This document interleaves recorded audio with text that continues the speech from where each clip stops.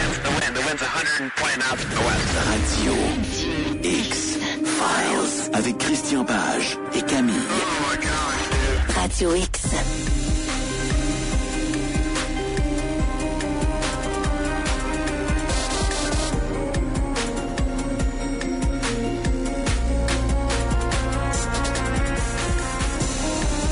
Après un petit congé vendredi dernier, je vous souhaite la bienvenue sur les ondes de Choix 98.1 Radio X. Nous sommes en direct du 1134 Grande Allée Ouest. Camille avec vous jusqu'à 20h en compagnie. Il est de retour lui aussi de Monsieur Christian Page. On reprend là où on avait laissé, mon cher Christian. Absolument. Retour à la thématique des ovnis avec un coup de théâtre et quasiment du drama. Oui, effectivement, on vit une saga. Qui sait, dans quelques années, on pourra appeler ça la grande période, la petite maison dans la prairie. Ça serait les ovnis au Pentagone. Donc, effectivement, on va parler ce soir comme tu l'as mentionné, d'une espèce de coup de théâtre qui est arrivé il y a quelques jours avec l'annonce de la démission de Sean Kirkpatrick. Sean Kirkpatrick, je te le resitue pour les gens qui sont moins familiers avec le sujet des ovnis. Il faut savoir qu'en 2022, après quelques tentatives plus ou moins bien réussies de la mise en place d'un organisme étatique au sein du département de la Défense pour enquêter sur les ovnis, on y est enfin arrivé. Et cet organisme avait le nom, et il a toujours d'ailleurs le nom, de Bureau de résolution des anomalies dans tous les domaines. Et à ce moment-là, on avait choisi comme responsable un scientifique qui s'appelle Sean Kirkpatrick. C'est un individu qui a une longue carrière militaire. Il a principalement travaillé au moment où il a été transféré à ce bureau. Il a accepté de prendre les rênes de ce bureau. Il était attaché au département de l'agence les forces spatiales. Il faut savoir qu'aux États-Unis, il y a 6 grandes forces. Là. Il y a l'Air Force, la force militaire aérienne, l'Army, la force de terre, l'armée de terre, il y a la Navy, la marine, et il y a les Marines. Souvent on confond quand on entend parler les Américains ou dans des films, on dit c'est un Marines. Mais les Marines, ce n'est pas, c'est pas la US Navy, c'est pas les marins, c'est pas eux autres. C'est une force d'élite spéciale, les Marines, qui sont dépendantes de la US Navy, mais c'est vraiment une force d'élite spéciale, donc les Marines. Et puis sous l'administration, il y a aussi les Coast Guard, la garde côtière. Oui. Et sous l'administration de Donald Trump, on a créé une nouvelle force qui est la force spatiale, parce que bien sûr, non pas force spatiale parce qu'on craint une invasion extraterrestre, mais parce qu'on le sait tous, si éventuellement il devait y avoir un nouveau conflit, ce conflit malheureusement se transportera certainement dans l'espace avec, on est capable aujourd'hui de satelliser on est capable de satelliser des missiles. On a aussi des missiles qui sont qu'on dit également hypersoniques, donc qui sont capables de voler jusque dans l'espace, en basse, en orbite basse, avant d'entrer sur une cible quelconque. Donc éventuellement il va falloir développer des systèmes de détection, mais des systèmes également de réaction qui pourront intervenir lorsqu'on va utiliser ces armes, malheureusement, qui exploiteront l'espace basse pour pouvoir atteindre leurs ennemis. Donc, sous l'administration de Donald Trump, on a créé cette force spatiale. Et ce Sean Kirkpatrick, comme il avait une longue carrière militaire sur la physique des missiles balistiques, il avait été transféré à cette force spatiale. Et il était là depuis plusieurs mois lorsque on lui a proposé de prendre les rênes de ce groupe d'enquête sur les ovnis qui s'appelle, dont l'acronyme est AARO, ARROW, comme je l'ai mentionné, qui veut dire en français Bureau de résolution des anomalies dans tous les domaines.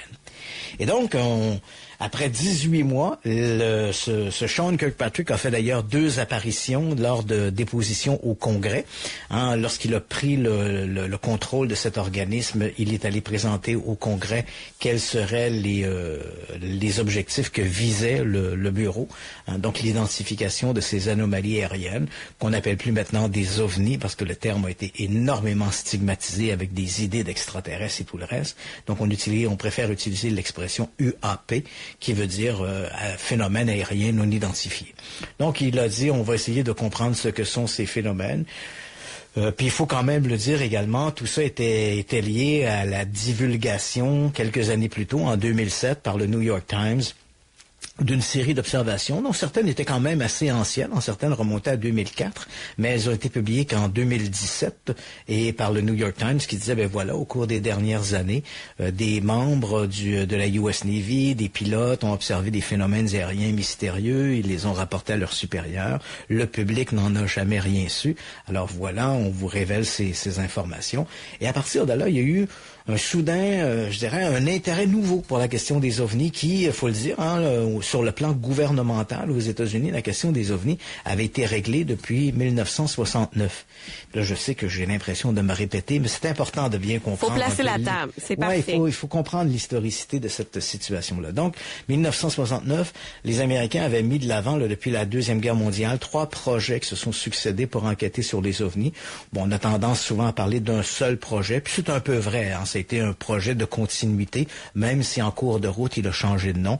Il s'est d'abord appelé le projet Sign, il est devenu le projet Grudge, ensuite le fameux projet Blue Book, dont on aime beaucoup utiliser l'appellation, justement parce que il y a quelques années, 2 ou 3 ans, on a fait une série à la télé qui a été diffusée ici sur la chaîne Historia, qui s'appelait Projet Blue Book, où on suivait l'enquêteur principal de cette organisation, qui était un astrophysicien de la Northwestern University qui s'appelait le docteur Joseph Hayden Hynek. Donc, on suivait un peu les péripéties. C'était très romancé, il faut quand même le dire, c'était très romancé, mais on suivait un peu les péripéties de ce scientifique qui, visiblement, était continuellement en opposition avec les autorités militaires, ce qui est faux. Dans la réalité, je vais pas être méchant, là, mais disons que le docteur Hynek avait plutôt tendance à prendre son trou, comme on dit, par chez nous, là. Il était pas aussi vindicatif que ça avec l'armée. Quand l'armée disait « OK, ça suffit », ça suffisait. On s'astine pas longtemps, avec l'armée. On s'astinait pas trop longtemps. Puis en même temps aussi, Hynek, contrairement à ce que l'on voit dans la série, c'est un individu qui fait preuve d'une énorme intégrité sur le plan de la science. Mais dans les faits, je dis pas que Hynek était pas intègre, mais Hynek aimait être monsieur soucoupe volante. Tu comprends? Il y avait un peu ce titre-là. Puis il aimait ça, être devant les caméras, puis le titre qu'elle a avec, on le présente. Oh, mesdames et messieurs, le voici, le conseiller de l'armée américaine pour la question des ovnis. Écoute, ça faisait beau là, sur un CV. Là. Le voici, le docteur Joseph Hayden Hynek. Et là, il arrivait sur place. Puis il aimait ce titre-là. Il aimait les flashs des caméras. Donc, il s'opposait pas trop. Il s'opposait pas trop au département de la Défense. Puis il avait surtout pas envie de perdre son statut. Mais néanmoins, ça restait un grand scientifique d'une grande probité. D'ailleurs, Hynek, on le connaît pour avoir été le conseiller scientifique de l'armée américaine pour la question des ovnis, mais n'eût été de ce travail, il serait quand même passé à l'histoire pour avoir contribué énormément au développement des satellites dans les années 60. C'était vraiment un astrophysicien de très très haut niveau. Donc un homme qui, on peut dire, l'armée américaine a été chanceux d'avoir cet individu qui a travaillé sur la question des ovnis. Et après, en 1969, l'armée américaine s'est retirée de la question des ovnis en tirant les conclusions, 3 conclusions qui sont assez dévastatrices. Une était, on a, reçu des observations d'ovnis qu'on n'a pas pu expliquer. D'ailleurs, là, ici, on met immédiatement en échec les amateurs d'ovnis qui continuent de prétendre aujourd'hui que l'armée américaine n'a jamais reconnu l'existence des ovnis.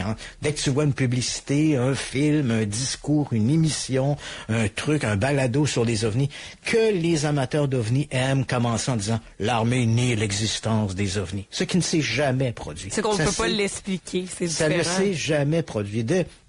Dès la première heure, le département de la Défense aux États-Unis a reconnu qu'il y avait des observations pour lesquelles il ne trouvait pas d'explication. Donc, prétendre que l'armée a nié l'existence des ovnis, mais c'est faux et archi faux. Par contre, ce qu'elle dit en même temps, d'un même souffle, elle dit on a des observations pour lesquelles on n'a pas trouvé d'explication, mais aucune de ces observations ne permet de croire à des visites extraterrestres. Donc, c'est différent. Tu comprends? Quand les amateurs nous disent l'armée nie l'existence des ovnis, c'est pas vrai. Elle nie pas l'existence des ovnis. Elle nie que les ovnis puissent être d'origine extraterrestre. Ce qui n'est pas pareil. Il y a une différence entre dire les voitures n'existent pas et de dire il n'y a pas de voiture jaune à petit pois. C'est pas pareil. Ouais. Il y a une notion ici qui est différente. Donc, l'armée a dit on a des observations d'ovnis pour lesquelles on n'a pas trouvé d'explication. Deuxième conclusion, oui, il y a ces observations un peu intrigantes, mais rien ne permet de croire que nous sommes visités par des extraterrestres. Et la troisième conclusion était il n'y a pas, d'une part, de l'intérêt scientifique à continuer d'enquêter sur ces observations. Il n'y a pas eu de menace à la sécurité nationale. Et comme le travail de l'armée, c'est de protéger le territoire américain, et comme ces objets ou ces apparitions, quelles qu'elles soient, ne semblent pas menacer la sécurité du territoire, on ne voit pas l'intérêt de continuer à maintenir un programme sur ce sujet-là. Et ainsi, le programme s'est arrêté en décembre 1969. Les conclusions ont été publiées janvier 1970. Et depuis, c'était un peu le désert. Et voilà qu'en 2017, avec ces révélations, ça faisait quand même de nombreuses décennies qu'on ne parlait plus d'OVNI au sein de l'establishment de la mécanique administrative américaine. Mais là, voilà qu'avec ces publications en 2017 du New York Times qui nous dit « des pilotes ont vu des OVNI, il y a des trucs intéressants », on a même présenté dans les médias des vidéos. D'ailleurs, on en utilise un, nous, dans la signature de l'émission Radio X-Files. On entend justement un commentaire d'un pilote qui dit « Oh, cette chose va à contresens du vent, etc. Ouais. » C'est un extrait, justement, de l'une de ces fameuses vidéos qui avait été diffusée en 2017 par le New York Times. Et là, il y a eu un soudain regain d'intérêt pour cette question des OVNI. Et c'est dans la foulée de ce regain d'intérêt que le Congrès américain a un peu forcé la main au département de la Défense pour mettre en place un organisme pour revoir à nouveau cette question des OVNI, même si on croyait que le sujet était un peu enterré. Et je te cacherai pas, pour avoir lu, moi, à peu près l'ensemble de toutes les communications qu'il y a eu entre le Congrès et le département de la Défense, je te cacherai pas que le département de la Défense s'est laissé un peu tirer l'oreille. On voit bien qu'au début, il ne voit pas d'intérêt à faire ça. Okay. On lui dit, oui, c'est une commande. Le public s'intéresse à ça, puis là, on sent que le département dit, ouais, mais bon, la question des OVNI, si les gens s'intéressent à ça, il faut savoir qu'il y a eu le projet Blue Book, on a tiré des conclusions, le Blue Book est accessible, tous les documents du Blue Book sont accessibles aux archives nationales, et même aujourd'hui, on peut télécharger l'ensemble de tout le contenu du projet Blue Book qui est disponible également sur le web. Donc, l'armée semblait pas très intéressée par s'impliquer à nouveau dans cette histoire-là. Elle était bien prête à faire quelques investigations de manière ponctuelle s'il y avait une observation d'OVNI importante. OK, si des pilotes voient quelque chose, on va enquêter sur cet incident-là très précis, mais on ne veut pas mettre en place un organisme pour ça. Malheureusement ou heureusement, peu importe où on se situe, malheureusement pour les militaires et heureusement pour le public, on pourrait dire ça quand même. Donc, éventuellement, le Congrès lui a quand même forcé la main en disant, nous, on veut savoir. On veut savoir est-ce que oui ou non, il y a des OVNI, si oui, d'où viennent ces objets-là. Et moi, je te dirais que sur ce plan-là, moi, intéressé par la question, ça fait 47 ans que je m'intéresse au sujet, même si je ne crois pas trop aux visites extraterrestres, je pense que je me classe dans la catégorie des gens qui se disent, on veut savoir, je veux dire, on est curieux, ces gens-là que voient-ils, et s'ils voient des objets, vraiment des aéronefs inconnus, d'où viennent-ils, puis s'ils ne voient pas des aéronefs inconnus, qu'est-ce qui explique ces mésinterprétations, ces erreurs d'interprétation dans le discours, comment peuvent-ils en arriver à croire, par exemple, qu'un ballon-sonde, s'ils n'ont vu qu'un ballon-sonde, comment peuvent-ils croire qu'un ballon-sonde pouvait être un objet lumineux qui voyageait à 800 km à l'heure à contresens? Tu sais, je veux dire, on se dit, il y a eu des erreurs, s'il y a eu des erreurs d'interprétation, où se situe cette erreur-là? Est-ce qu'elle est dans l'observation, donc c'est l'interprétation visuelle du pilote? Est-ce que c'est une erreur dans les données qui sont colligées par les systèmes de détection? Ou est-ce que c'est vraiment la présence d'aéronefs qui semblent échapper à toute explication? Donc, oui, moi, comme n'importe qui, je voulais savoir et j'ai plutôt applaudi cette initiative de mettre de l'avant un programme d'enquête sur les OVNI. Et donc, il y a eu quelques tentatives.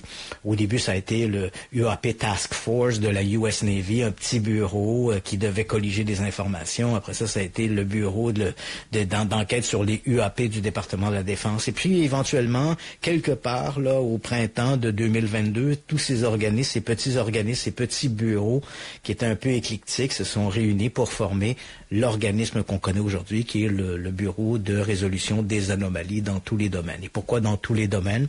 Pas simplement aériens, mais parce que dans certaines observations, des pilotes ou des témoins ont rapporté avoir observé des phénomènes qui semblaient être marins. Donc, on a vu des vagues ou on a vu une espèce de bouillonnement à la surface de l'eau qui pourrait laisser supposer qu'il y avait un sous-marin ou un véhicule en dessous. Donc, on s'est dit, on va s'intéresser également à ces observations. On se limitera pas essentiellement à des observations aériennes. Et donc, on choisit ce Sean Kirkpatrick, qui est un excellent choix. Puis là, évidemment, j'ai un parti pris parce que j'aime beaucoup Sean Kirkpatrick et je sais qu'il y a probablement des gens qui nous écoutent qui, eux, ne sont pas de mon avis et je respecte ça. Okay. Je vais essayer de faire preuve d'objectivité. Je vais essayer de te dire, ben voilà où ça se passe, puis qu'est-ce qu'on peut reprocher, puis qu'est-ce qu'on reproche pas, puis je vais essayer de faire preuve d'objectivité en sachant que l'objectivité à 100% n'existe pas et je le dis d'emblée, je suis un individu qui est très partisan de Sean Kirkpatrick. J'aime la façon dont il a abordé le sujet. Est-ce que c'est la personne qui cause de la polarisation ou c'est le sujet rendu là? C'est le sujet. Et je vais te donner mon opinion, parce que tu vas comprendre ce qui se passe. Et Sean Kirkpatrick, comme c'est un militaire, il est un homme de peu de mots. Donc, il a simplement dit, ben voilà, je vais démissionner à partir du mois de décembre 2023. On a l'extrait. J'attendais qu'on introduise le sujet. Veux-tu qu'on la fasse jouer tout de suite? Oui, en fait, ce qu'on va entendre, c'est justement Sean Kirkpatrick qui a pris la dernière fois où il a pris parole devant le Congrès américain, où il établissait quels étaient les objectifs qui étaient visés. C'est important d'écouter ça parce que je vais revenir sur ces fameux objectifs qui sont, quelque part, l'une des raisons pour lesquelles Sean Kirkpatrick a annoncé sa démission. On écoute. Dr. Kirkpatrick, you can give your testimony. Thank you, Chairwoman Gillibrand, Ranking Member Ernst, distinguished members of the subcommittee. It's a privilege to be here today to testify on the defense's efforts to address unidentified anomalous phenomena. First, I want to thank Congress for its extensive and continued partnership as the Department works to better understand and respond to UAP in an effort to minimize technical and intelligence surprise. Unidentified objects in any domain pose potential risks to safety and security, particularly from military personnel and capabilities. Congress and DoD agree that UAP cannot remain unexamined or unaddressed. We are grateful for sustained congressional engagement on this issue, which paved the way for the DoD's establishment of the all-domain. OK. Donc, ça, c'était son introduction. Donc, c'était une introduction. Comme il dit, les ovnis, c'est sérieux. On doit essayer de répondre à ces questions-là. On sent bien que dans son discours, il ne parle pas de petits hommes verts ou d'extraterrestres. Il parle d'une façon très posée de l'objectif. Et donc, il annonce, après 18 mois seulement en place, il annonce qu'il se retire de ce programme de l'AARO. Et lorsqu'on lui a demandé, mais pourquoi? Comme je l'ai mentionné, c'est un homme de peu de mots. Donc, il s'est contenté de dire que, en ce qui le concerne, lorsqu'il a accepté ce poste, il avait l'intention de mettre en place un organisme étatique qui soit efficace et transparent. Et il dit, je pense avoir fait ce travail-là. Donc, effectivement, le AARO semble assez bien fonctionner. Il a mis en place des mécanismes qui permettent de colliger les rapports d'observation qui sont faits par les militaires. Cet organisme-là semble assez efficace. Il a fait du bon travail jusqu'à maintenant. Et là, il dit, quand je dis du bon travail, de mon point de vue à moi, il a fait même plus que du bon travail, il a fait même de l'excellent travail. Et il a mis en place également un site web, un site Internet où les gens peuvent suivre les évolutions des rapports qui sont colligés, les rapports qui sont étudiés avec des possibles conclusions quand des conclusions puissent être apportées. Donc ça, c'était un des objectifs de Sean Kirkpatrick et il croit avoir rempli ce mandat à ce niveau-là. Son idée était également de coordonner les efforts parce que souvent... quand on connaît pas bien l'État, on a tendance à dire c'est le gouvernement ou c'est l'armée. Mais il faut savoir que le gouvernement, ça n'existe pas sur le gouvernement. Le gouvernement, c'est des centaines de bureaux, de départements qui forment un tout. Tu comprends-tu? C'est pas, il n'y a pas une entité qui est le gouvernement. C'est plus complexe que ça. Et c'est un peu la même chose quand on va dire l'armée ou les fonctionnaires. C'est bien des choses en même temps, ça. Et l'idée, quand Sean Kirkpatrick a pris le pouvoir, il s'est dit, je vais essayer d'avoir un organisme transparent. Mais quand il dit un organisme, il faut sous-entendre des organismes. Parce que, évidemment, ce qui vole n'est pas essentiellement sous le contrôle des militaires. On a l'aviation civile, on a le ministère des Transports. Il y a plein d'organismes aux États-Unis qui peuvent intervenir lorsqu'il est question d'objets qu'on va retrouver dans le ciel.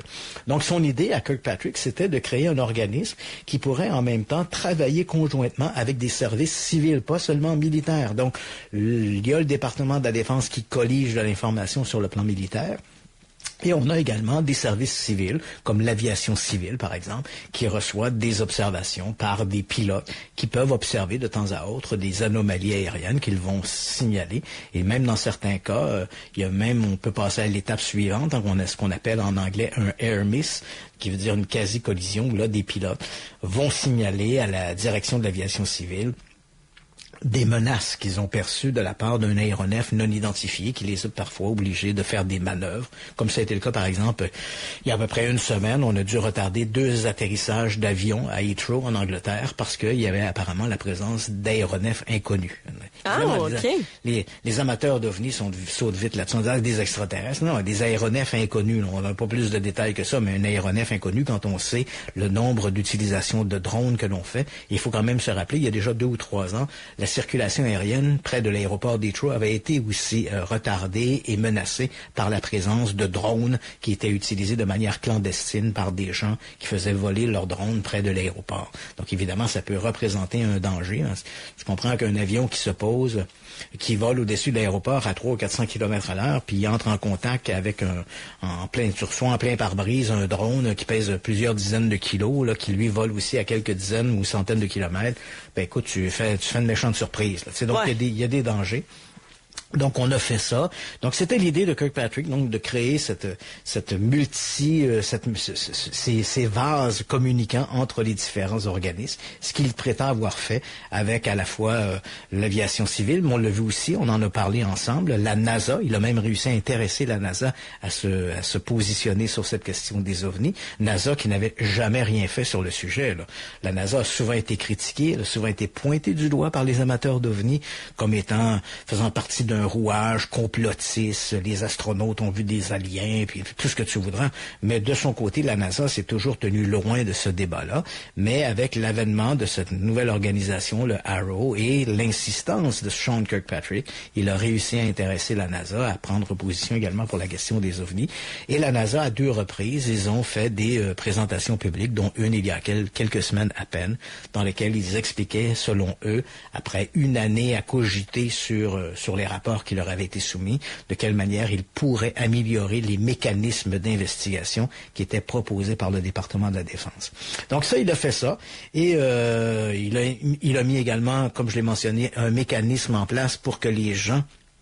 Parce que la grande question des ovnis, on l'a bien compris, c'est la peur d'être stigmatisé. Hein. Depuis le début, dès qu'on a commencé à parler de cette histoire d'ovnis, on s'est dit il faut absolument déstigmatiser le sujet. Parce qu'il y a quelques années à peine, si quelqu'un rapportait avoir vu un ovni, et en particulier un pilote, ben évidemment, il y avait toujours la peur que ça fasse une tâche dans son dossier militaire. Hein. Ouais, c'est un pilote d'F-18, mais il paraît qu'il y a 2-3 ans, il y avait une soucoupe volante. Tu comprends? Oh, ça, c'est pas bon, ça, dans ton dossier, là. Ouais, des soucoupes volantes, c'est pas bon. Fait que, il fallait absolument déstigmatiser le sujet, parce que plein de pilotes avaient observé des phénomènes qu'ils n'arrivaient pas à expliquer, que ces phénomènes étaient justifiés ou non, que ça a été simplement des erreurs d'interprétation ou la présence de véritables aéronefs non identifiés, ça n'a pas d'importance. Mais ces gens-là ont gardé l'information pour eux, de peur, justement, d'être ridiculisés par leurs collègues et voire même leurs supérieurs. Sean Kirkpatrick a mis en place un mécanisme qui permet à ces gens-là donc de communiquer leur observation et avec toute la solidarité et l'appui de leurs supérieurs pour les inviter à témoigner sans avoir à craindre justement des représailles, voire même le colibet, hein, de pas être ridiculisé par des collègues. Donc ça aussi, il croit avoir bien réussi là-dessus et il a mis en place ce fameux site web qui est maintenant accessible depuis quelques mois. Et c'est sur la foi de ça que Sean Kirkpatrick a dit, ben voilà, maintenant je crois avoir rempli mon mandat et j'ai décidé de me retirer de la question des ovnis, même si ça fait seulement que 18 mois qu'il est en passe. Il dit, mes objectifs étaient ceux-là et ces objectifs-là ont été atteints et voilà, je me retire. Donc à partir de là, tu dis, bon, ok, c'est justifié, c'est honorable, c'est quand même un militaire, hein, qui ça fait quand même 27 ans qu'il est au sein il a été dans les services de renseignement et qu'il est également au sein du département de la Défense. Donc, c'est un cumulatif de 27 années. C'est quand même une bonne carrière militaire. Quand on a, dans n'importe quel grand service public, qu'on soit un policier, qu'on soit un pompier ou qu'on soit un militaire, quand ça fait 27 ans que tu es que t'offres tes services, c'est quand même une bonne carrière. Donc, Sean Kirkpatrick a décidé de se retirer, puis c'est tout à fait louable. Et à partir de là, évidemment, on peut se limiter et se contenter des explications qu'il a données en disant, ben voilà, c'est ces explications. Mais évidemment, dans l'univers des ovnis, rien n'est jamais aussi simple que ça.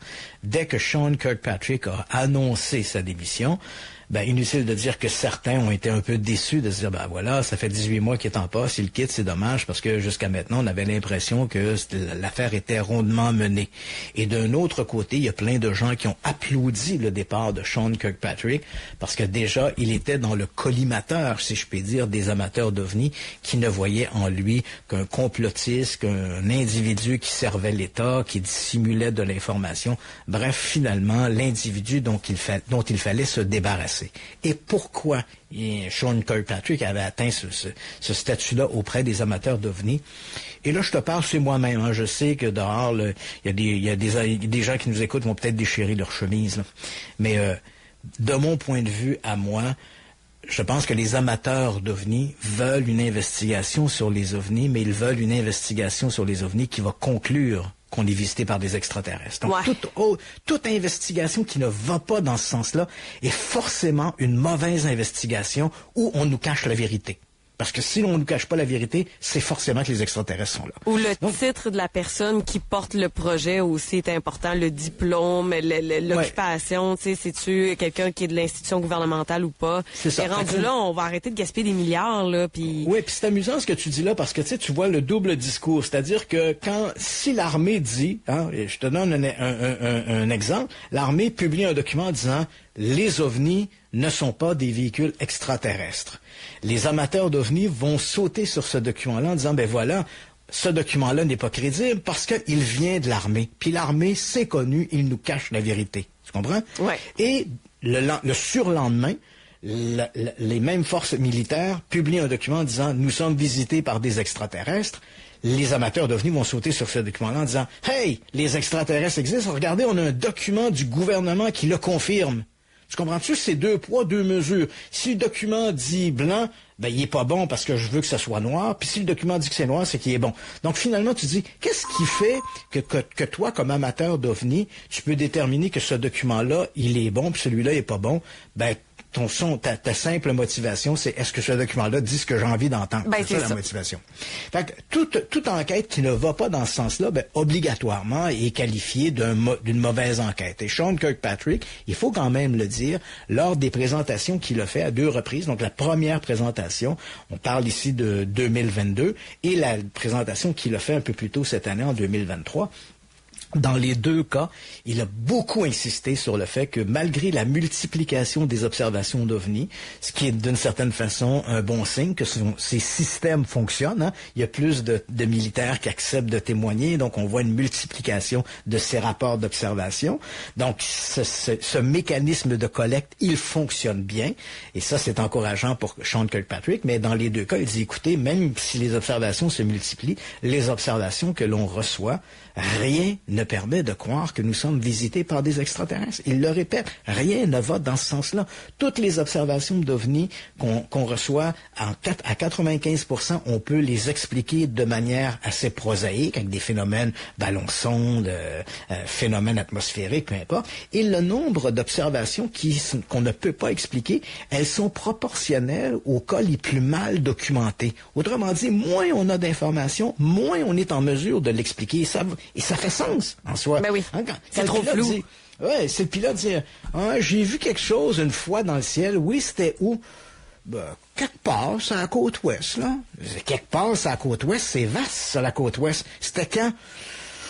Quelque part entre 2006 puis 2009. Ouais. C'est vaste, ça aussi. Tu comprends? Et ces cas-là, même si le pilote raconte son histoire, évidemment, il y a peu de chances qu'on puisse l'identifier, puisqu'il y a plein d'éléments qui sont manquants. On n'a pas le lieu précis, on n'a pas la date précise, l'heure précise, on n'a pas le contexte de l'observation. Et les amateurs d'OVNI, on dirait qu'ils sont incapables de comprendre ça. Que si tu n'as pas d'informations, tu ne peux pas trouver de solution. Et c'est exactement ce que Sean Kirkpatrick dit. Plus le cas est bien documenté, plus on trouve aisément une explication. Et à l'inverse, moins on a d'informations, plus le cas risque de demeurer non identifié. Mais pour les amateurs, le fait que Sean Kirkpatrick semble, il y a tout le moins à 2 reprises dans ses présentations, semble fermer la porte à des visites extraterrestres, il devient finalement le traître de service. Il ne fait que répéter ce que les méchants militaires répètent depuis des décennies. On n'est pas visité par des extraterrestres, donc forcément on nous cache la vérité. C'est un faux cul. Donc peu importe, là, tu t'en sors pas. Et je pense que ça a dû beaucoup jouer sur la décision de Sean Kirkpatrick. Et un autre élément que je crois qui a beaucoup joué sur Sean Kirkpatrick, et là, je vois qu'on serait dû pour une petite pause, ma belle Camille. Donc, faisons la pause et je vais t'expliquer après la pause ce qui moi, si j'étais dans des bottines de Sean Kirkpatrick, j'aurais aussi démissionné. Et je vais te dire pourquoi moi j'aurais démissionné. Et je pense qu'il y a un peu de ça aussi dans la décision de Sean Kirkpatrick. De retour dans quelques minutes, ici même, sur Radio X. Radio X Files. Avec Christian Page et Camille. Radio X.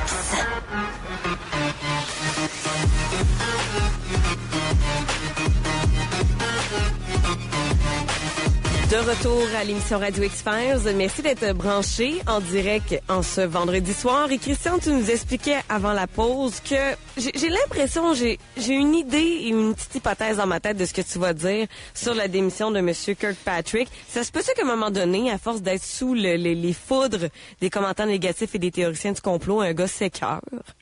Je pense que tu as mis le doigt dessus. Oui, t'as mis le doigt.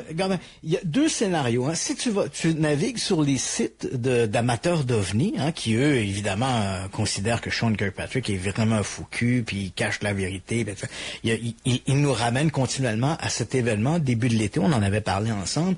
Ce sont les déclarations de ce David Grush, qui témoignait au Congrès américain en disant on a récupéré des OVNI, on a récupéré des extraterrestres. Il parle pas d'extraterrestres, mais il dit des créatures non humaines, parce qu'il dit ils viennent peut-être d'une autre dimension ou d'une autre époque, on sait pas trop, mais bon, bref, on a récupéré des ovnis, on a récupéré des pilotes, et ces objets sont actuellement utilisés dans des centres de recherche pour faire de la rétro-ingénierie. Autrement dit, on déconstruit ces engins exotiques pour voir si on ne peut pas appliquer cette technologie d'outre-espace ou d'autres dimensions, peu importe, sur de la technologie domestique. Et évidemment, ce sont des révélations qui sont tout à fait épouvantables et incroyables. Pas épouvantable, mais vraiment incroyable. Et quand on posait la question à David Grush, oui, mais où ça? Avez-vous vu ces créatures? Non, je les ai pas vues. Avez-vous vu ces machines? Non, je les ai pas vues. C'est des gens que je connais qui les ont vues, puis des gens en qui j'ai confiance. Ah, OK. Avez-vous vu des photos de ces machines, de ces créatures? Non, j'ai pas vu ça. Finalement, ça va pas très loin. Et c'est toujours, je connais quelqu'un qui... Et quand on posait des questions un peu plus pointues, David Grush disait, vous savez, parce que David Grush, entendons-nous, hein, c'est pas un illuminé comme ça, c'est un individu qui a une solide carrière militaire, un individu qui a fait partie des services de renseignement, un individu qui, a priori, semble très crédible. Donc, il raconte ça. Et quand on posait des questions plus pointues, David Grush disait, vous savez, je peux pas vous en parler parce que c'est top secret. Je pourrais vous en parler en privé si j'obtenais l'autorisation d'en parler, mais je peux pas. Puis donc, il esquivait un peu, hein. C'est assez étrange parce qu'il esquivait parfois des questions de cette manière-là pour des trucs qui étaient un peu simples. Tu sais, quelle est la couleur de vos chaussures? Je peux pas vous le dire parce que c'est top secret. Bon, là, tu dis, là, à un moment donné, il faisait intervenir le top secret très souvent pour des questions qui ne nécessitaient pas de se protéger derrière le top secret. Okay. Néanmoins, les déclarations de David Grush ont énormément alimenté la presse et immédiatement au lendemain, et là, je pense c'est là qu'est arrivé le point de bascule. Au lendemain des déclarations de David Grush, qui a insulté, faut pas se le cacher, il a littéralement insulté Sean Kirkpatrick, il a insulté les gens du groupement Arrow. Entre les lignes, il disait ces gens-là font un mauvais travail, ces gens-là vous cachent la vérité, ces gens-là nous mentent, ces gens-là, moi je les ai dit, je les ai donné l'information, ils ont décidé de l'ignorer. Donc il fait passer ces gens-là vraiment pour des pas fins, des méchants. Et donc, dès le lendemain des déclarations de David Grush, Sean Kirkpatrick a tenu sur sa page personnelle, il a publié un long mémo en disant « Wow! C'est pas vrai. D'abord, c'est insultant pour tous les gens qui travaillent à l'Arrow, qui essaient de faire un bon travail pour décanter l'information et donner une information qualitative. Ces gens-là travaillent d'arrache-pied pour essayer de trouver des explications. Deuxièmement, ce que M. Grush est allé raconter au Sénat est faux. Il est jamais venu nous voir. On a entendu parler de ces histoires. On lui a fait des invitations. Il a décliné nos invitations. Les quelques informations qu'il nous a fournies, on les a suivies. Tout ça a mené nulle part. Et après ça, on lui a demandé de nouvelles auditions, puis il a décliné notre invitation. Il nous a envoyé nous a envoyé prêtre, hein, pour prêtre. Oui. T'as bien compris? Oui. J'allais utiliser un autre terme, là. Bon, mais promener. Oui, voilà. Et donc, c'est un peu... Et évidemment, si tu es un amateur d'OVNI, tu vas croire immédiatement Sean Kirkpatrick, tu vas immédiatement croire David Grush. C'est ce que tu as envie d'entendre. Tu comprends? C'est ça que tu as envie d'entendre. Que oui, on a des secoupes, puis oui, on a des petits bonhommes, puis oui, on fait du travail. Et le fait que, immédiatement, on a vu se dessiner un bras de fer entre David Grush et Sean Kirkpatrick à ce moment-là, ben, on savait que quelqu'un, quelque part, perdrait les plumes. Et là, à ce moment-là, les gens, les amateurs d'OVNI applaudissent. On porte au nu, finalement, ce David Grush. Il est l'homme de la situation, l'homme qui a révélé la vraie patente. Mais dans le fond, il révèle rien, il n'a rien apporté, il dit rien, c'est du grand n'importe quoi. Et donc, et là, les gens disent, ben là, voilà, finalement, les déclarations de David Grush ont eu raison de Sean Kirkpatrick. Ça, c'est la version que tu peux lire sur les sites d'amateurs OVNI. Donc, Sean Kirkpatrick a dû quelque part en lieu, on lui a montré la porte parce que les déclarations de David Grush ont montré qu'il faisait pas un bon travail. Si c'était vrai, on peut se demander pourquoi, immédiatement après l'annonce de la démission de Sean Kirkpatrick, le département de la Défense a annoncé le nouveau directeur. Et le nouveau directeur, il s'appelle Timothy Phillips. Qui est ce Timothy Phillips? C'est un membre du renseignement des forces militaires depuis 2006. Il est spécialisé dans les systèmes de géolocalisation. Il est actuellement le sous-directeur de l'ARRO. Il est le bras droit de Sean Kirkpatrick et depuis le début, il a appuyé à 100% les positions de Sean Kirkpatrick. Okay. Donc, si c'était vrai que le département de la Défense souhaitait donner une nouvelle orientation à cet organisme parce que Sean Patrick l'avait mal dirigé, bon, on voit mal pourquoi ils auraient choisi pour le remplacer un individu qui est finalement une copie du docteur Sean Kirkpatrick. Effectivement. Bon, on peut se poser cette question-là. Mais tu as raison. Sean Kirkpatrick est un homme de peu de mots, donc lui dit, voilà, moi j'ai l'impression d'avoir fait mon travail, puis je quitte. Mais lorsque tu parles de cette idée de se retrouver sous les feux de la rampe, d'être continuellement l'objet des critiques, là je pense que tu as vraiment mis le doigt sur le bobo. À 2 reprises, lors des auditions au Congrès et devant le public de la NASA, organisme civil. Sean Kirkpatrick est un militaire. La NASA est beaucoup plus large, a beaucoup plus de liberté pour parler. Or, lors de ces 2 présentations au public, la NASA, pour parler de la question des OVNI, ils ont pris de longues minutes au début de chacune de leurs présentations en disant « Nous n'accepterons plus les menaces, les insultes, les critiques négatives. » Et même dans certains cas, des gens avaient été jusqu'à menacer des membres de la NASA en disant où ce que tu restes, puis t'es un fou cul. Tu sais, tu vois, là, écoute, je te le dis, là, les gens, là, le lobby de la soucoupe volante, t'as des gens qui s'intéressent aux ovnis, mais le lobby de la soucoupe volante, là, ils sont fous raides. Ces gens-là, c'est des vrais hosties de crackpot. Et je pense... J'aime ton authenticité. Et cette situation-là, moi, je pense, là, tu sais, moi, là, en 1995, là, j'ai quitté le milieu des ovnis. Pour à peu près les mêmes raisons. Pour les mêmes raisons, exact. Ces gens-là sont fous. Ces gens-là, c'est tu es avec moi ou tu es contre moi. Ouais. C'est pas vrai. Ces gens-là veulent pas une recherche sérieuse et rigoureuse. Ces gens-là veulent que tu entretiennes leurs croyances. Ces gens-là, c'est des fanatiques. Et on l'a bien vu dans les 2 présentations de la NASA, les longues minutes qui ont été consacrées justement pour essayer de tempérer ces espèces de fous, des fous furieux avec des capines en papier d'aluminium, là, pour essayer de les calmer, dire hey, calmez-vous là, je veux dire, on essaye. Et je pense que quand tu as fait, comme dans le cas de Sean Kirkpatrick, il n'a pas évoqué ça. Il n'a pas dit ces gens-là sont fous raides. Mais quand ça fait, tu l'as bien mentionné, quand ça fait 27 ans que tu as une carrière tout à fait notable dans le milieu militaire, le service des renseignements, as-tu envie de finir ta carrière militaire en te faisant insulter par des mangeux d'écureuils qui ont des trucs en papier d'aluminium? La réponse est non. Non, t'as pas envie de ça. Puis la vie, dans des hypothèses comme ça scientifiques, la vie ne devrait être que de demi-mesure et justement d'essais-erreurs, là. Tu sais, alors que ces gens-là, là, tu vas sur les sites Internet, il y a des gens là qui sont vraiment là, virulents là, contre Sean Kirkpatrick. Il n'a rien fait, là, je veux dire. Il a dit, on n'a pas de preuves qu'on est visité par des extraterrestres. Mais c'est pas, on oublie que le Arrow, c'est pas l'opinion de Sean Kirkpatrick. Lorsqu'il dit ça, ben évidemment, c'est le reflet de tous ses collègues, de tous ces gens qui se sont penchés sur ce sujet-là avec lui. Et, il faut quand même le dire, la NASA, à 2 reprises, la NASA a suivi les présentations de l'Arrow. Et la NASA, on tenait exactement le même discours. C'est, oui, il y a des observations d'OVNI pour lesquelles on n'a pas d'explication, mais rien ne permet de croire qu'il s'agit de vaisseaux extraterrestres.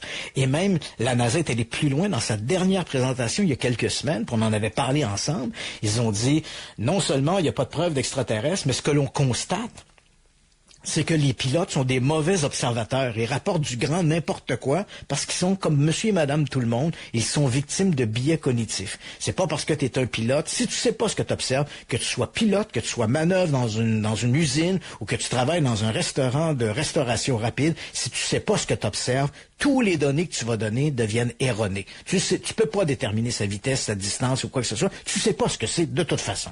Et ensuite de ça, ce que la NASA avait dit, et ce qui reflétait également les propos de Sean Kirkpatrick, c'est que les systèmes de détection, on a souvent tendance à croire que parce que ce sont des militaires, les systèmes de détection sont infaillibles. Ils peuvent faire défaut.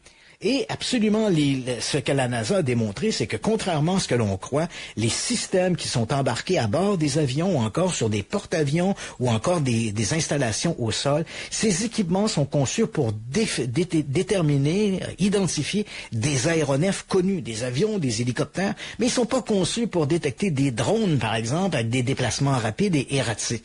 Donc, ils vont donner des informations qui seront complètement erronées à ceux qui se trouvent derrière les écrans. Donc, il faut améliorer les systèmes de détection si on veut essayer de comprendre ce qui se passe. Mais le fait que la NASA prenne de longues minutes à chacune de ses présentations pour montrer à quel point les membres de leur organisation étaient intimidés par le lobby de la soucoupe volante, à mon avis, c'est très significatif. Un point tel que la NASA, dans sa dernière présentation, ils ont dit, on a nommé un directeur pour ce bureau d'enquête sur les ovnis au sein de la NASA, mais nous ne révélerons pas son nom. C'est rendu loin. Aujourd'hui, on le sait son nom, mais on n'a pas voulu le rendre public parce que on voulait justement pas qu'il devienne l'objet des attaques omniprésentes de ces amateurs d'ovnis complètement zélés. Et moi, je pense que Sean Kirkpatrick, comme moi je l'ai fait en 95, j'ai dit à un moment donné, ça suffit, là. Moi, je m'étais embarqué là-dedans, le sujet m'intéressait, ça me dérangeait pas d'arriver à la conclusion que nous ne sommes pas visités par des extraterrestres. C'est pas ça, ce sont nous les humains qui commettons des erreurs parce que on sait pas, on connaît mal le ciel, puis en même temps, nos sens reflètent un peu nos propres croyances. Je voulais savoir, que ce soit psychologique, que ce soit physique, que ce soit extraterrestre, je voulais savoir. Mais malheureusement, ce n'est pas une bonne voie à suivre si vous vous ralliez du côté des amateurs d'ovnis. C'est pas ça. Les amateurs d'ovnis, c'est extraterrestre, ou quand je dis extraterrestre, entendons-nous exotique, là, autre dimension, autre temps, peu importe. D'ailleurs, là, c'est devenu un peu fourraine, n'importe quoi. Le même David Grush, là, maintenant, on est rendu à parler de voyageurs du temps. Hein. C'est plus des extraterrestres, c'est des voyageurs du temps. OK. On frôle la secte, hein? Ouais. Là, écoute, comme le disait si bien Carl Sagan, si le voyage dans le temps était possible, il y a longtemps qu'on aurait été envahi par les hommes du futur. Ça s'est pas produit. Donc, il faut quand même garder ça à l'esprit. Et donc, il est rendu à parler de voyageurs du temps. Je te le dis, ces gens-là, c'est vraiment un monde à part. Ouais. Tu as utilisé le mot secte, puis je pense que tu es proche de ça. C'est vraiment des gens, là, ils se réunissent, c'est comme les théories du complot, ils se tapent dans le dos, ils se racontent des histoires, chacun d'entre eux se croit la meilleure histoire de son chum, ils ont l'impression de faire partie d'un groupe élitiste, parce que eux savent des choses que les autres ne savent pas, hein. On est tous des moutons, mais eux connaissent la vérité, ils ont fait leurs recherches, hein. Et parce qu'ils ont fait leurs recherches, ils ont ces certitudes-là, et ça leur donne le droit d'aller sur les sites, de faire de longs écrits pamphlétaires pour discréditer Sean Kirkpatrick, pour discréditer n'importe qui. J'imagine que même dans la rue, ou même de façon plus personnelle, des gens doivent s'en prendre à eux. Et moi, je n'aurais pas voulu être dans ces bottines. Déjà en 95, moi, je n'étais rien d'autre qu'un petit journaliste de campagne, puis je subissais ce genre d'attaque. Alors, j'essaie de m'imaginer si j'avais été nommé à la tête d'un organisme étatique pour enquêter ces ovnis, quel enfer que ça devait être. Et je peux comprendre que Sean Kirkpatrick n'a pas envie de terminer une belle carrière militaire dans la boue des amateurs d'ovnis. Avec raison, je le comprends. Là. Puis c'est de la pensée magique de se dire quasiment imaginer le monde avec toute la technologie qu'on a, s'entraider, puis d'être un peu plus ouvert aux ici 3 petits points. Là. Mais ça c'est ma portion de John Lennon de l'émission, d'imaginer un monde de paix avant Noël. Ouais, c'est ça, mais non, c'est ça. Ces gens-là veulent pas ça. Tu sais, puis c'est celui qui a raison. En fait, c'est pas T'aimes mentionner qu'il y a de moins en moins d'amoureux de vérité. Moi, je trouve que c'est la course à qui va avoir raison. Oui, plus c'est que exactement. Quelle est la vérité. Ça. Et je peux t'affirmer que peu importe, là on sait que le nouveau directeur par intérim, ça va être ce Timothy Phillips. Est-ce que Timothy Phillips sera nommé également nouveau directeur permanent de l'ARROW? On verra. Mais si ce n'est pas lui, puis éventuellement, dans 3 mois, on nous annonce un nouveau directeur, je peux t'assurer que ce même directeur, il va suivre les mêmes lignes que Kirkpatrick a mis de l'avant, parce que ça semble aller exactement dans le sens d'une bonne démarche scientifique. Et à quelques reprises, Kirkpatrick, dans ses présentations, il le dit, nous, on n'est pas là pour suivre des mythes, on n'est pas là pour suivre des rêves, on est là pour suivre une démarche scientifique. Et éventuellement, tu comprends, les amateurs d'ovnis, à les en croire, eux, ils ont le bon pas dans parade, c'est toutes les autres qui sont dans l'erreur. Tu sais, tu regardes, il y a tout le comité de la NASA, qui est un organisme civil, qui dit exactement la même chose. Oui, on a des observations d'ovnis, mais rien qui permet de croire à des extraterrestres. Puis la NASA également se sont penchés sur ces allégations de David Grush, qui disait, on a des soucoupes volantes, puis on fait de la rétro-ingénierie, parce que durant sa présentation, Grush laissait sous-entendre que des organismes de fine pointe dans la technologie aéronautique, incluant la NASA, bénéficiaient de ces ressources-là. Alors que la NASA, on dit, écoutez, nous aussi, on est au courant des déclarations de David Grush, puis on n'a pas trouvé de programme de rétro-ingénierie, on n'a pas vu ça. Okay. Fait encore une fois. Fait qu'à un moment donné, c'est ça. Fait que tant et aussi longtemps que ces gens-là ne diront pas, on est visité par des extraterrestres, puis oui, il y a des programmes de rétro-ingénierie, puis oui, il y a des soucoupes volantes cachées dans la zone 51, mais tant et aussi longtemps que ces gens-là n'admettront pas ça aux yeux des amateurs d'ovnis, ce sera les ennemis à abattre, et comme ce sont des ennemis à abattre, évidemment, ça commence par l'insulte. Ah oui, parce que c'est le meilleur argument pour s'assassiner. Quand t'as pas d'argument, c'est l'insulte est la première chose que tu trouves à dire. T'sais. Effectivement. Il nous reste encore un petit 2 minutes, Christian, et j'ai vu sur la fin qu'on a un don considérable pour SETI. C'est bien comme ça qu'on le prononce? Oui, c'est ça. Le SETI, c'est le programme de Search for... C'est assez amusant, parce que SETI, c'est Search for Extraterrestrial Intelligence. C'est un programme qui a été mis de l'avant dès les années 60. À l'époque, ça s'appelait le projet OSMA. C'est devenu après ça le SETI. La plupart des gens le connaissent, ce programme-là, parce que il a été dépeint dans le film Contact avec Jodie Foster dans les années 90. Tu as peut-être vu ce film, là. Donc, on capte des signaux extraterrestres dans l'espace. C'est le programme SETI. Donc, à travers le monde, des scientifiques, des astrophysiciens tournent vers les étoiles, les grands radiotélescopes du monde, dans l'espoir de capter un signal qui démontrerait la présence d'une civilisation extraterrestre lointaine dans l'univers. C'est amusant parce que, alors que les scientifiques espèrent capter un signal radio, les amateurs d'ovnis, eux autres, se disent, badrez-vous pas avec ça, ils sont déjà ici, ils sont cachés dans une base souterraine. Tu vois un peu, c'est le paradoxe un peu. Tellement. Et là, le programme SETI est financé en partie par des fonds publics. Des fonds qui proviennent du département du gouvernement américain. Okay. Il y a également des fonds qui lui sont alloués par l'entremise d'organismes proches de la NASA. Sachant cette information-là, tu peux pas dire que le gouvernement achète le silence. Là. Non, c'est ça. Et enfin, il y a des donations qui sont données pour la recherche dans ce domaine-là. Des donations assez conséquentes, parce que là, on vient d'en avoir une de l'ordre de 200 millions de dollars. My God! Hey, écoute, c'est... Est-ce qu'on connaît le nom? C'est anonyme? Non, c'est la donation, 200 millions, vient d'un un individu qui s'appelle Franklin Antonio. Il est le fondateur d'une compagnie qui s'appelle Qualcomm, qui développait dans la Silicon Valley, qui développait notamment des microtransistors, des microprocesseurs. Et il est décédé en mai dernier. Il avait 69 ans. Et il était très impliqué dans des donations importantes pour des organismes caritatifs qui faisait de la recherche scientifique. Et la fondation Franklin Antonio ont décidé de poursuivre malgré le décès de cet homme. L'entreprise fonctionne toujours, elle génère des bénéfices. On a décidé de continuer à maintenir les donations à des organismes scientifiques d'ordre caritatif. Et parmi eux se trouve le CETI, qui vient de recevoir ce beau cadeau de 200 millions de dollars qui sera réparti sur plusieurs années, je crois que c'est sur 5 ans, mais qui va permettre de pouvoir continuer et améliorer ce travail d'écoute intergalactique dans l'espoir de capter ce fameux signal qui nous prouverait qu'il y a des civilisations intelligentes dans l'univers. Il faut quand même dire que les dirigeants du programme SETI sont très enthousiastes. Avec ou non cette donation de 200 millions, ils croient que d'ici les 20 prochaines années, les systèmes, l'amélioration de la collecte des données, la façon dont les ordinateurs réussissent maintenant à décanter l'information qui est captée. À l'époque, on pouvait écouter comme un signal à la fois. Après ça, on est passé à 1000 signaux à la fois. Puis aujourd'hui, on est capable d'écouter des 100 000 signaux à la fois. Là, wow. Donc, il y a une amélioration qui était extraordinaire. Et on croit que les responsables du CETI croient que d'ici les 20 prochaines années, on devrait avoir une certitude absolue. On devrait capter ce fameux signal qui permettrait de dire oui, nous ne sommes pas seuls, et non seulement nous ne sommes pas seuls, mais nous vous avons entendu. Mais là, pour l'instant, même si à quelques reprises, depuis les années 60, comme je te mentionne, on a capté quelques signaux intéressants, dont un notamment en 1977, c'était de mémoire le 17